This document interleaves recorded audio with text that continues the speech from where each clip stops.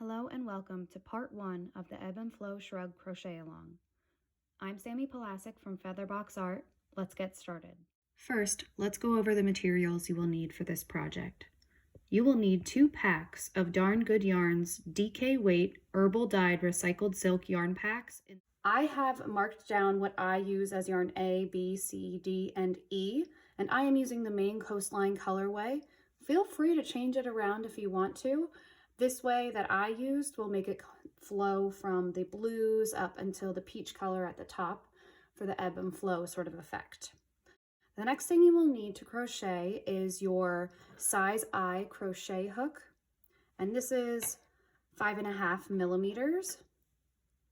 And you will need some scissors to trim your ends and make everything nice and neat. You will need a tape measure. This will come in handy for when you are making sure that your final rectangle is the correct size and for putting the sleeves together. You will need stitch markers. I use stitch markers by marking every 10th stitch, especially on that first starting chain, so I don't have to go back and start from the beginning when I count. This also comes in handy when you are doing the sleeves. It holds them together while you make sure that the fit feels right. And finally, you will need a yarn needle.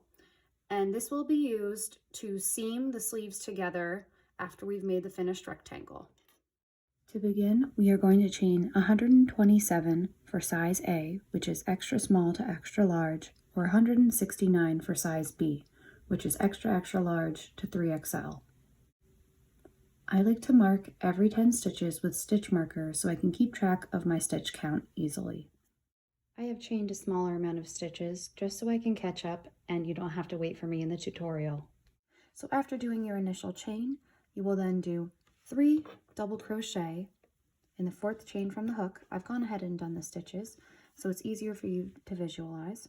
Skipping 2 chains, 3 double crochet, repeating that pattern of skipping 2 chains, 3 double crochet all the way throughout the end of the row. And that is the beginning of your row 1.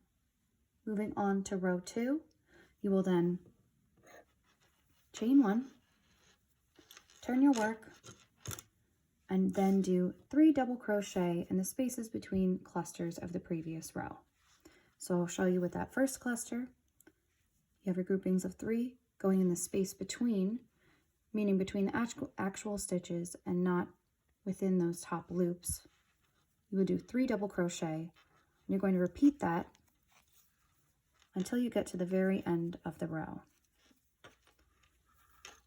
Coming up on the end of row 2, I'm finishing my final cluster, and that will be after the cluster of the previous row and between that and the turning chain. And then we will be completed with row 2. And after row 2, chain 1, turn your work. We're going to be repeating this pattern that we did in row 2 for rows 3 until 5. So I'm going to go ahead and work that and let you catch up. I am just finishing up row 5. Again, rows 2 through 5 are all the same directions. We were actually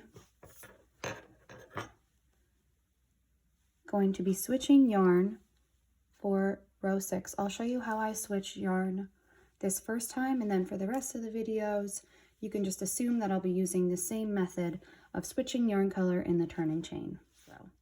So for row 6, we are changing to yarn B. Yarn B is the darkest blue yarn. And to switch to that color, I have my end of row 5 here. I made a sliding knot in the end of my yarn B. I'm going to put it at the end of my crochet hook, pull it through that loop, and pull yarn A tight. And then I'm going to chain 1 with just the yarn B, turn my work, and now yarn B will be attached.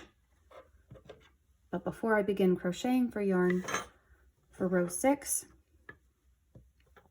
I'm going to cut my end of yarn A, put it off to the side so we don't get our yarns tangled. And then how I like to finish these ends is I like to work the tails that we cut off into the stitches of the next row. And this helps save some time at the end so you're not working and tucking in a whole bunch of little tiny tails. You're doing it as you go along. Row 6 is actually just going to be double crochet across the entire row. And then for row 7, which is the final row of part 1, that will also be double crochet across the entire row. So I'm going to get started working on that and meet you at the very end. Just coming to the end of row 7, which will be our final row for part 1. And in between each row, there is a chain 1 turning chain, and that's the same for every row in this pattern. I finished row 7. I also went ahead and I counted my stitches and marked every 10th stitch just to make sure I'm on the same count. If you actually find that you don't have the same amount of stitches, you can either add more in if you are low on stitches, or you can do an invisible decrease and take out some stitches.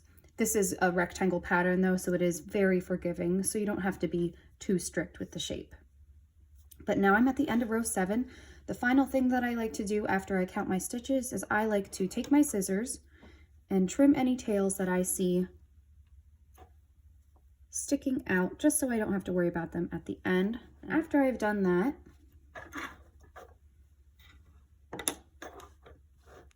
I have finished part 1. We ended with row 7. We're going to get started on part 2 next time, beginning with row 8. See you next time.